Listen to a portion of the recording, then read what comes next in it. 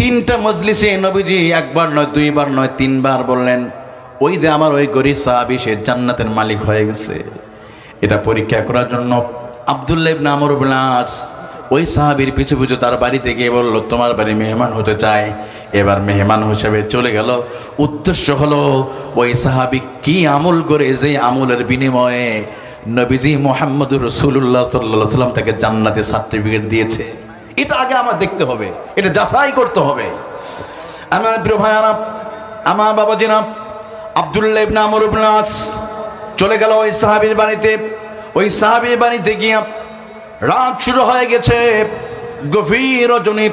এবার তার উদ্দেশ্য হলো একটা, কি এত বড় আমল করে যে আমলের কারণে নবীজি তাকে জান্নাতে সার্টিফিকেট দিয়েছে, কোন আমলের কারণে তাকে জান্নাতে সার্টিফিকেট দিয়েছে। বারবার তাকায়, কিন্তু দেখা গেল একদিন চলে গেল, রাতের বেলা কোনো উল্লেখযোগ্য কোনো আমল তার চোখে ধরা পড়লো না। দিন শুরু হয়ে গেল। এভাবে একদিন, দুই দিন যাওয়ার পরে আমর ইবনে আস বলে, ও রাসূলুল্লাহ সাহাবী, আসলে আমার মা বাবার সাথে কিছুই হয় নাই। আসলে আমি এসেছিলাম তোমাকে একটু পরীক্ষা করার জন্য, কোন এত বড় তুমি আমল করেছো যে আমলের কারণে নবীজি মুহাম্মদুর রাসূলুল্লাহ সাল্লাল্লাহু আলাইহি ওয়াসাল্লাম তোমাকে 3 দিন তোমাকে জান্নাতি বলেছে। এটাকে যাচাই করার জন্য এসেছিলাম। কোন আমলটা তুমি করেছো? মূলত এই উদ্দেশ্যে, কারণ নবীজি 3 দিন তোমাকে বলেছিল যে অমুক ব্যক্তি জান্নাতি। আমরা খেয়াল করে দেখলাম তুমি ছাড়া আর কেউ প্রবেশ করতে পারে নাই, এর জন্য আমি এসেছিলাম তুমি কোন আমলটা করো যে আমলটা আমরা করতে চাই। এবার ওই সাহাবী বলে, ও রাসূলুল্লাহ সাহাবী, আসলে আমি তেমন কোনো আমল করি না। রাতের বেলা 5 ওয়াক্ত নামাজ আদায় করার পরে রাতের বেলায় যখন আমি বিছানাতে ঘুমাতে যাই, বিছানাতে ঘুমানোর আগেই সারাদিন যত মানুষের সাথে আমার মুআমালাত মুআশারাত লেনদেন যা কিছু হয়, কারোর সাথে মনোমালিন্য হলে সবাইকে ক্ষমা করে দিয়ে রাতের বেলা আমি ঘুমাতে যাই। সুবহানাল্লাহ বলেন না? ওয়াল কাযিমিনাল গায়য ওয়াল আফিনা আনিন নাস।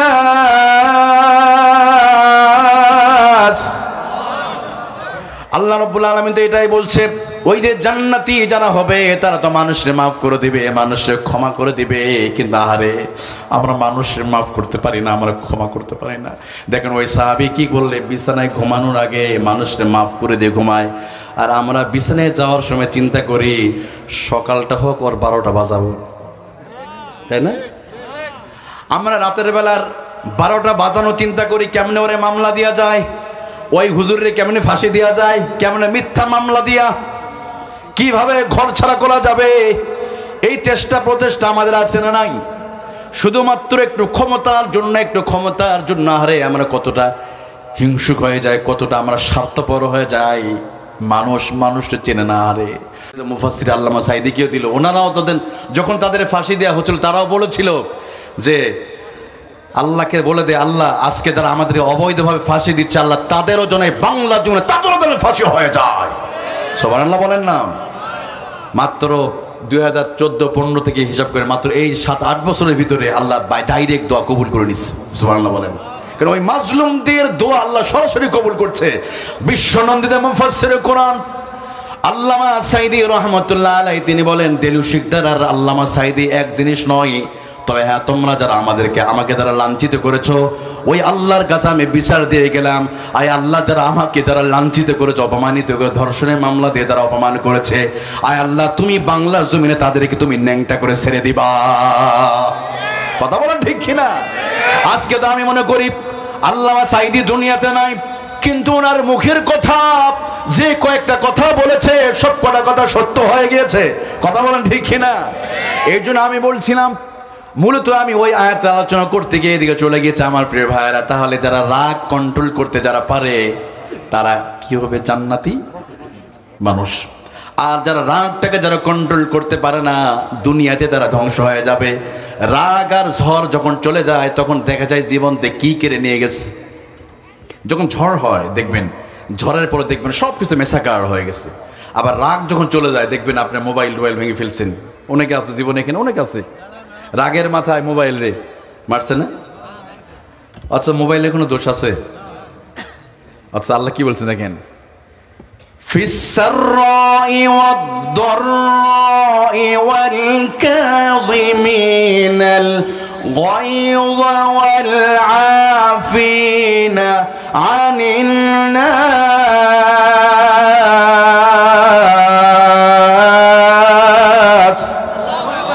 আল্লাহ রাব্বুল আলামিন বলেন, ওই যে মুমিন বান্দা যারা হবে, যারা জান্নাতি হবে, তারা সচ্ছল অবস্থা আল্লাহর জন্য তারা দান করবে। আর একটা হলো রাগ যখন উঠবে, রাগটাকে কন্ট্রোল করবে, মানুষকে মাফ করে দিবে। সুবহানাল্লাহ। আহারে, আমরা তো একটু অহংকারে যখন ক্ষমতা পেলেই 30 বছর 40 বছর 50 বছর আগেকার সেই খবরগুলো তুলে আমরা মানুষের বিচার করি। অথচ আল্লাহ বলেন, মানুষ যদি ভুল করে তোমাকে কাউরে ক্ষমা করে দিবা, সুবহানাল্লাহ বলেন, মানুষ মাফ করে দিবে, তাহলে কি হবে দেখেন। মাফ করে দেওয়ার বৈশিষ্ট্য কার? এটা আল্লাহর। সবচেয়ে বেশি কে মাফ করে দেয়? আল্লাহ তাআলা। যখন মানুষ মানুষের ক্ষমা করে দেয় তখন আল্লাহ খুশি হয়ে যায়। ওই যে আব্দুল্লাহ ইবনে আমর ইবনে আস, রাসূলুল্লাহ একজন প্রিয় সাহাবী, তিনি একদিন অনেক চালাক সাহাবী ছিলেন। তো নবীজি একদিন বলছেন, ও সাহাবীরা, মিন হাযাল বাব, তোমরা কি জানো এই দরজা দিয়ে একজন সাহাবী আমার ঢুকবে, সে জান্নাতি। দেখা গেল হ্যাঁ, একদম গরিব আনসারি, শরীরে পোশাক, দামি পোশাক নেই, চুলগুলো উস্কো খুস্কো, ময়লা লেগে আছে, তিনি প্রবেশ করলেন। সবাই তাকিয়ে আছে, দেখি কে সে জান্নাতি। রাসূল তাকে জান্নাতি বলেছে, কারণ আল্লাহ রাসূলদের মিথ্যা বলে না আমার জীবনে। সমস্ত সাহাবীরা তাকিয়ে আছে, নবীজি কাকে জান্নাতি বলেছে। সমস্ত সাহাবী তাকিয়ে দেখলো, তারা মনে করতে হয়তো আবু বকর, ওমর, ওসমান হতে পারে, কিন্তু না, সমস্ত ধারণা ভুল প্রমাণ করে মদিনার ওই গরিব সাহারি আনসারি সাহাবী প্রবেশ করলেন। দ্বিতীয় দিন আর একটা মাজলিসে নবীজি বললেন, আমার সাহাবীরা, মিন হাযাল বাব, এই দরজা দিয়ে আমার একজন গরিব সাহাবী প্রবেশ করবে, সে জান্নাতের মালিক হয়ে গেছে। সমস্ত সাহাবীরা অবাক হয়ে, তন্ময় হয়ে তাকিয়ে আছে, দেখি সে কোন সাহাবী হতে পারে। তাকিয়ে আছে, দেখলো না, আবু বকর নয়, ওমর নয়, ওসমান নয়, আলী নয়, আবু উবাদা ইবনুল জাররাহ নয়। দেখা গেল প্রথম দিন যেই সাহাবীর কথা বলেছে, দ্বিতীয় দিন ওই গরিব সাহাবী তিনিও আবার প্রবেশ করলেন। তার মানে 3 দিন 2 দিন 2টা মজলিসে জান্নাতের সার্টিফিকেট পেয়ে গেল। এবার আবার কয়েকদিনের মাথায় নবীজি বললেন, আমার সাহাবীরা, এই মুহূর্তে আমার একজন গরিব একজন সাহাবী এই ঘরে প্রবেশ করবে, সে জান্নাতি। সমস্ত সাহাবীরা তাকিয়ে আছে, দেখি কে হয় সেই ব্যক্তি। আবার দেখলো আর কেউ না, ওই প্রথম 2 দিন যে এসেছিলেন ওই গরিব সাহাবী, মদিনার আনসারী সাহাবী, তিনি আবার প্রবেশ করলেন। তার মানে 3 দিন 3টা মজলিসে নবীজি যাকে জান্নাতের সার্টিফিকেট দিয়ে দিল। এবার রাসূলুল্লাহর প্রিয় সাহাবী আব্দুল্লাহ ইবনে আমর ইবনে আস, অত্যন্ত চালাক একজন সাহাবী, তিনি বলেন, কি ব্যাপার, কি এত বড় বৈশিষ্ট্য আর গুণ আছে যে কারণে নবীজি তাকে 3 দিন তাকে জান্নাতি বলেছে, 3টা জান্নাতের সার্টিফিকেট দিল। এবার রাসূলুল্লাহ সাহাবী আব্দুল্লাহ ইবনে আমর ইবনে আস ওই সাহাবীর কাছে গিয়ে বলে, ও রাসূলুল্লাহ সাহাবী, আমি আমার মায়ের সাথে একটু মনোমালিন্য হয়েছে, তোমার ঘরে আমি একটু মেহমান হতে চাই, তুমি কি তোমার ঘরে একটু প্রবেশ করতে দিবা? তোমার ঘরে কি একটু মেহমান হিসাবে একটু জায়গা দিবে নাকি? আসল উদ্দেশ্য হলো মেহমান নয়, কি এত বড় আমল করে যে আমলের কারণে রাসূলুল্লাহকে তাকে 3 দিন তাকে জান্নাতি বলেছে, এটা গবেষণা করতে হবে। আসলে তার মা বাবার সাথে কোনো কিছু হয় নাই। মদিনার ওই গরিব আনসারী সাহাবী, তিনি বলেন, কোনো সমস্যা নাই, তুমি আমার ঘরে মেহমান হলে তো আমার ভাগ্য ভালো। কারণ আরবদের ভিতরে এখনো একটা ভালো বৈশিষ্ট্য আছে। আরবদের যতগুলো গুণ আর বৈশিষ্ট্য আছে, এর মধ্যে অন্যতম একটা বৈশিষ্ট্য হলো ওরা মেহমানকে ভালোবাসে। সুবহানাল্লাহ বলেন না? আমরা মেহমান দেখলে অনেকেই রেগে যাই, বা বলি না মুখে, কিন্তু ভিতরটা রেগে যায় অনেকে। কিন্তু মেহমান যদি কারো বাড়িতে আসে, নবীজি বলেছে কি জানেন, মান কানা ইউমিনু বিল্লাহি ওয়াল ইয়াউমিল আখির, যে আল্লাহ রাসূলের প্রতি ভালোবাসা বা ঈমান এনেছে, রাসূলের প্রতি ঈমান এনেছে, সে যেন মেহমানের সাথে ভালো ব্যবহার করে। সুবহানাল্লাহ বলেন না? মেহমান যদি আসে, সে তার রিজিকটা তার পকেটে করে নিয়ে আসে। আমি নিজেও দেখেছি, যেদিন মেহমান আসে ওই দিন বিভিন্ন বরকত চলে আসে। আপনি দেখবেন ঘরে যদি মেহমান আসে 1 দিন বা 2 দিন থাকে, আপনি খুশি হবেন, মেহমানকে খাওয়াবেন অথবা গরিব মানুষে খাবেন, দেখবেন আল্লাহ আপনার পরিবারে বরকত দিয়ে দিবে। সুবহানাল্লাহ। একদিন নবী সাল্লাল্লাহু আলাইহি ওয়াসাল্লাম মসজিদে নববীর সামনে বলছে, আচ্ছা তোমাদের মধ্যে কি আছে যে আজকের দিনে একজন ব্যক্তি জানাজা পড়েছে? কেউ হাত উঠায় না। দেখেছে আবু বকর রাদিয়াল্লাহু আনহু হাত উঠালেন, নবীজি আমি আজকে জানাজা পড়েছি। নবীজি বললেন তোমাদের মাঝে আজকে কে আছে অসুস্থ ব্যক্তির সেবা করেছে? কেউ হাত উঠায় না। আবু বকর হাত উঠায় বলে হ্যাঁ আমি আজকে অসুস্থ ব্যক্তিকে আমি সেবা করেছিলাম। নবীজি আবার বললেন আচ্ছা তোমাদের মাঝে কে আছে আজকের দিনে রোজা রেখেছে? কে আছে? সবাই একজন আরেকজনের দিকে তাকায়, দেখা গেল না কেউ হাত উঠায় না, আবু বকর হাত উঠাইছে। নবীজি আবার বললেন আচ্ছা তোমাদের মাঝে আজকে কে আছে যে ব্যক্তি কোনো গরিব অসহায়কে ঘরে নিয়ে তাকে পেট পুরে খাবার দিয়েছে? কোন সাহাবী হাত উঠালো না, আবু বকর হাত উঠেছে। অর্থাৎ 4 বার আবু বকর হাত উঠে নবীজি বলে আবু বকরে যার ভিতরে এই 4টা গুণ আছে এই মানুষটা আল্লাহ জান্নাতে না গেলে কে জান্নাতে যাবে? সুবহানাল্লাহ। আমরা অথচ দেখবেন জানাজা পড়তে গেলে বিরক্ত মনে করে, কারণ জানাজা হচ্ছে ঘরে ঘুমায়, জানাজা হচ্ছে। অথচ রাসূল বলেছেন যদি কেউ কোনো মুসলমানের ইমানদারের মুসলমানের কেউ জানাজা যদি শরীক হয়, জানাজা যদি কেউ শরীক হয় আল্লাহ রাব্বুল আলামিন 1 কিরাত পরিমাণ কি করবে?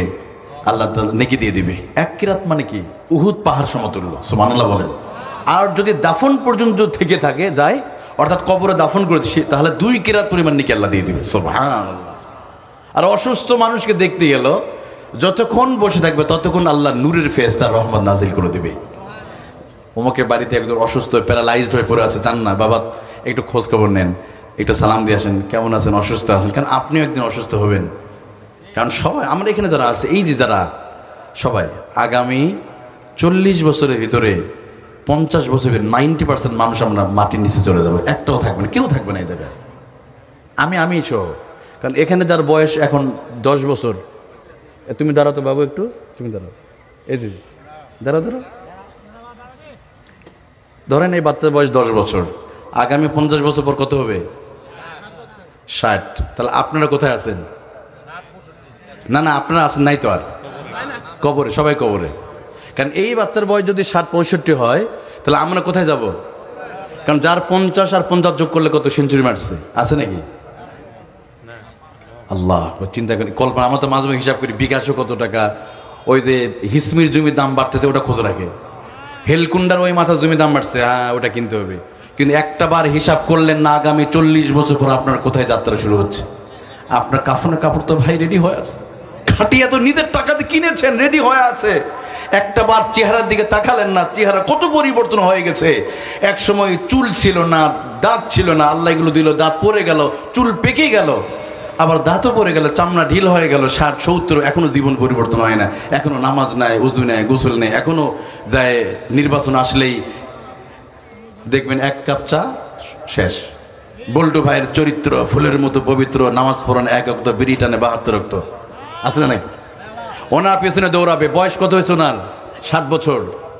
আসেন না জীবনে শেষ মুহূর্তে একটি ইসলামী দল করেন, শেষ বয়সে আসেন না একটু ইসলামের কর্মী হয়ে, কোরআনের কর্মী হয়ে দিন প্রতিষ্ঠার কাজ করার দরকার আছে না? আল্লাহকে বলতে আল্লাহ 53 বছর ধরে দেখলাম কিছু করতে পারে নাই, সমাজ থেকে অন্যায় রাহাজানি দুর্নীতি দূর করতে পারিনি, ধর্ষণ বন্ধ করতে পারে নাই, জীবনের শেষ মুহূর্তে এসে দিন প্রতিষ্ঠার কাজ করে গেছি, এটা দেখানো যাবে না ভাই? ইনশাল্লাহ বলেন না? কারণ যার শেষ ভালো, তার সব ভালো, তার দেখবেন আল্লাহ আগে গুনাহ মাফ করে দেবে ইনশাল্লাহ। গোটা পৃথিবীতে আলহামদুলিল্লাহ এমন একটা সময় আসছে সামনের দিনগুলোতে, এমন একটা সময় পৃথিবীর এমন কোনো স্থান থাকবে না যেখানে কালিমার পতাকা উড়বে না। সুবহানাল্লাহ বলেন। গোটা পৃথিবীতে মুসলিমে আবার বিজয় অর্জন, মুসলিমেরা মার খাবে, মার খেতে খেতে আবার কামব্যাক করবে। গোটা পৃথিবীতে সেই সিচুয়েশনটা তৈরি হয়ে যাচ্ছে অলরেডি আজ। তবে হ্যাঁ, মুসলমানদের আরও রক্ত ঝরবে, কারণ ইসলাম টিকেই আছে। ইসলামী বিপ্লব নামক গাছের নিচে রক্ত ছিল, এই গাছের নিচে রক্ত দিয়েছে, সাহাবীদের রক্ত আছে, আমাদের রক্তও দরকার, রক্ত লাগবে। কেন রক্ত না হলে, এই যে বিপ্লব হয়ে গেছে, বিপ্লব রক্ত না হলে হয় না, ঠিক ইসলামী বিপ্লব আর একটা অপেক্ষা করছে গোটা পৃথিবীতে ইনশাল্লাহ। আল্লাহ তাআলা আমাদের জন্য সেই স্বপ্নটা যেন আমরা দেখে যেতে পারি ইনশাল্লাহ। বলেন আপনাদের কষ্ট হচ্ছে? আমি বলছিলাম আমার বাবাজিরা, যুবক ভাইয়ারা, ওই যে সাহাবীর কথা মনে আছে কিনা, যে সাহাবী 3 দিন নবীজি তাকে জান্নাতি সার্টিফিকেট দিল। 3টা মজলিসে নবীজি 1 বার নয়, 2 বার নয়, 3 বার বললেন ওই যে আমার ওই গরিব সাহাবী সে জান্নাতের মালিক হয়ে গেছে। এটা পরীক্ষা করার জন্য আব্দুল্লাহ ইবনে আমর ইবনে আস ওই সাহাবীর পিছু পিছু তার বাড়িতে গিয়ে বলল, তোমার বাড়ি মেহমান হতে চাই। এবার মেহমান হিসেবে চলে গেল। উদ্দেশ্য হলো ওই সাহাবী কি আমল করে যে আমলের বিনিময়ে নবীজি মুহাম্মদুর রাসূলুল্লাহ সাল্লাল্লাহু আলাইহি ওয়াসাল্লাম তাকে জান্নাতের সার্টিফিকেট দিয়েছে। এটা আগে আমার দেখতে হবে, এটা যাচাই করতে হবে। আমার প্রিয় ভাইয়ারা, আমার বাবাজিরা, আব্দুল্লাহ ইবনে আমর ইবনে আস চলে গেল ওই সাহাবীর বাড়িতে। ওই সাহাবীর বাড়িতে গিয়ে রাত শুরু হয়ে গেছে, গভীর রজনী। এবার তার উদ্দেশ্য হলো একটা, কি এত বড় আমল করে যে আমলের কারণে নবীজি তাকে জান্নাতি সার্টিফিকেট দিয়েছে, কোন আমলের কারণে তাকে জান্নাতি সার্টিফিকেট দিয়েছে। বারবার তাকায়, কিন্তু দেখা গেল একদিন চলে গেল, রাতের বেলা কোনো উল্লেখযোগ্য কোনো আমল তার চোখে ধরা পড়লো না। দিন শুরু হয়ে গেল। এভাবে একদিন দুই দিন যাওয়ার পরে আমর ইবনে আস বলে, ও রাসূলুল্লাহ সাহাবী, আসলে আমার মা বাবার সাথে কিছুই হয় নাই। আসলে আমি এসেছিলাম তোমাকে একটু পরীক্ষা করার জন্য, কোন এত বড় তুমি আমল করেছো যে আমলের কারণে নবীজি মুহাম্মদুর রাসূলুল্লাহ সাল্লাল্লাহু আলাইহি ওয়াসাল্লাম তোমাকে 3 দিন তোমাকে জান্নাতি বলেছে। এটাকে যাচাই করার জন্য এসেছিলাম। কোন আমলটা তুমি করেছো? মূলত এই উদ্দেশ্যে, কারণ নবীজি 3 দিন তোমাকে বলেছিল যে অমুক ব্যক্তি জান্নাতি। আমরা খেয়াল করে দেখলাম তুমি ছাড়া আর কেউ প্রবেশ করতে পারে নাই, এই জন্য আমি এসেছিলাম তুমি কোন আমলটা করো যে আমলটা আমরা করতে চাই। এবার ওই সাহাবী বলে, ও রাসূলুল্লাহ সাহাবী, আসলে আমি তেমন কোনো আমল করি না। রাতের বেলা 5 ওয়াক্ত নামাজ আদায় করার পরে রাতের বেলায় যখন আমি বিছানাতে ঘুমাতে যাই, বিছানাতে ঘুমানোর আগেই সারাদিন যত মানুষের সাথে আমার মুআমালাত মুআশারাত লেনদেন যা কিছু হয়, কারোর সাথে মনোমালিন্য হলে সবাইকে ক্ষমা করে দিয়ে রাতের বেলা আমি ঘুমাতে যাই। সুবহানাল্লাহ বলেন না।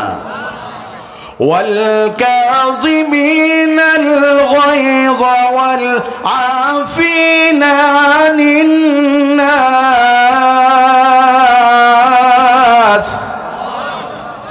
আল্লাহ রাব্বুল আলামিন তো এটাই বলছে, ওই যে জান্নাতি যারা হবে তারা তো মানুষকে মাফ করে দিবে, মানুষকে ক্ষমা করে দিবে।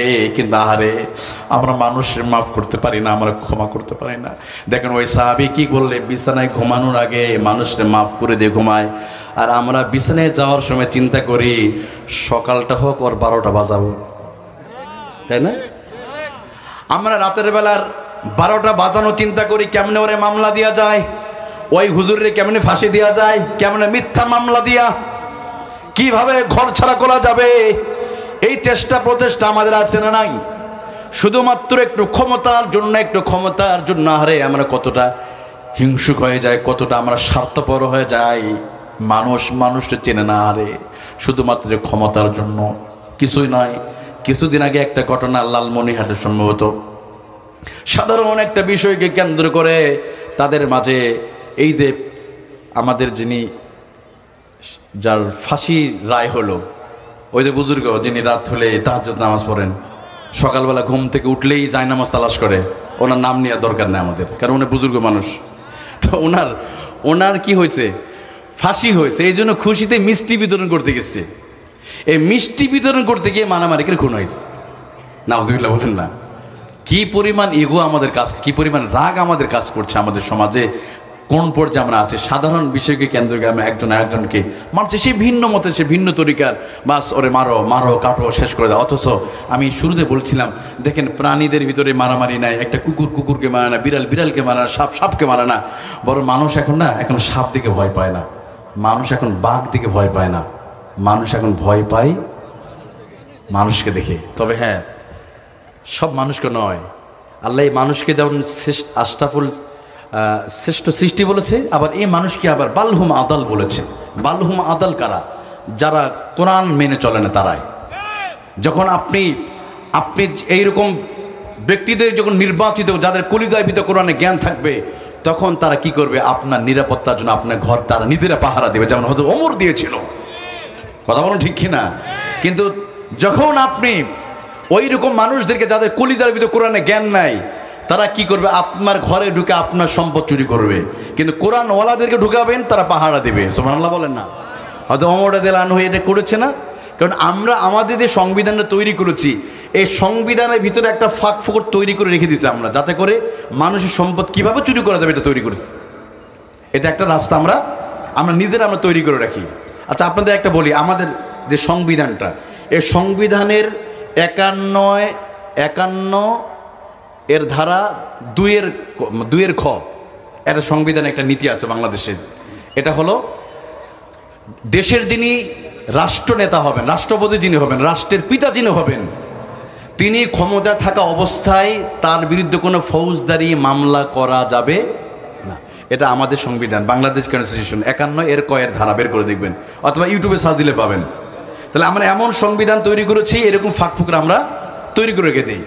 51 নম্বর এই সংবিধানের ধারা বলা হচ্ছে, যিনি রাষ্ট্রের পিতা হবে, এই রাষ্ট্রের পিতাকে কোনো ফৌজদারি মামলা করা যাবে না যখন তিনি ক্ষমতা থাকবে। এবার আসেন আপনাদেরকে একটু পিছনে নিয়ে চলে যায়, ইসলামিক একটা সেই সময় নিয়মের নিয়ে চলে যায়, মামলা করা যায় কি যায় না। হয়তো ওমর রাদিয়াল্লাহু আনহু একদিন তিনি বক্তব্য দিচ্ছেন, এমন সময় একজন সাধারণ জনগণ বলে, ওমর লা সামালাকা ওয়ালা তাআ, ওমর তুমি তোমার বক্তব্য বন্ধ করো। লা সামালাকা ওয়ালা তাআ, ওমর রে আমরা তোমার বক্তব্য আমরা শুনবো না। ওমর তুমি তোমার বক্তব্য বন্ধ করো, আগে তুমি জবাব দিবে। ওমর ইয়েমেন থেকে প্রত্যেকটা মুসলমানের জন্য একটা করে চাদর বরাদ্দ ছিল, কিন্তু তোমার শরীরে চাদর 2 টুকরা, কেন তুমি জবাব দেবে। এরপর আমরা তোমার বক্তব্য শুনবো। ওমর আমার এছাড়া কোনো বক্তব্য শুনবো না। সুবহানাল্লাহ বলেন। তাহলে ওটা কোন সমাজ ব্যবস্থা? যেই সমাজ ব্যবস্থায় রাষ্ট্রের প্রধানকে জিজ্ঞাসা করা যায়। আর আমার বাংলাদেশে এমন একটা সংবিধান, গজামিল সংবিধান তৈরি করলাম, যে সংবিধানে 51 নম্বর ধারায় বলা আছে, যিনি রাষ্ট্রের পিতা হবে তিনি চেয়ারে থাকা অবস্থায় কোনো ফৌজদারি মামলা করা যাবে না। এবার আসেন, আপনারা কোন সংবিধান চান? যেই সংবিধানে রাষ্ট্রের প্রধানকে মামলা করা যায় ওইটা চান, না যেটা করা যায় না? কোনটা চান? যেটা মামলা করা যায়, তার মানে কি জবাবদিহিতা আছে, ওইটা আমাদের দরকার। কথা বলেন ঠিক কিনা? যেটা যায় না ওটা নয়। তার মানে কি এই সংবিধান আমরা তৈরি করেছি কিভাবে চুরি করা যায়, কিভাবে দুর্নীতি করা, সেই রাস্তা আছে। কিন্তু যখন আপনি কোরআন পাঠাবেন তখন আর সুযোগ থাকবে না। হয়তো ওমর দেখেন, আমাদের তো সামান্য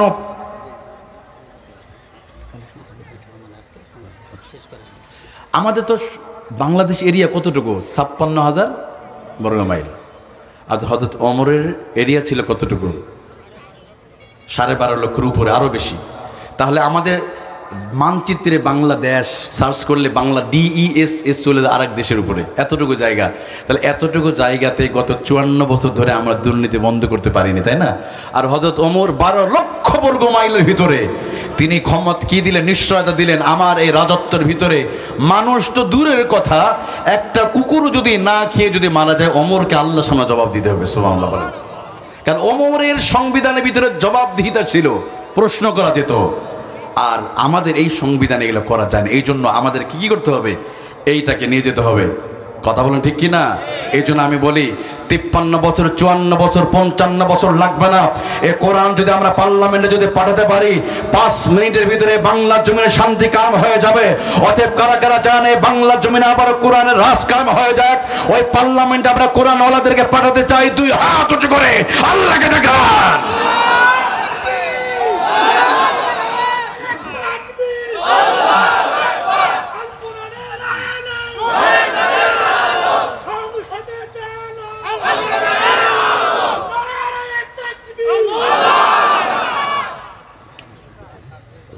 আলহামদুলিল্লাহ। সম্মানিত হাজির, আপনাদের কষ্ট হচ্ছে নাকি? যারা দাঁড়িয়ে আছে বসে যাই, মেহমান চলে আসছে। তো আমি এখানে আলোচনা শেষ করছি। আপনাদের দোয়া নিয়ে দোয়া চেয়ে আপনাদের সুস্বাস্থ্য কামনা করে আলোচনা এখানে শেষ করছি। আখির দাওয়ানা আলহামদুলিল্লাহ রাব্বিল আলামিন। আসসালামু আলাইকুম ওয়া রাহমাতুল্লাহি ওয়া বারাকাতুহু।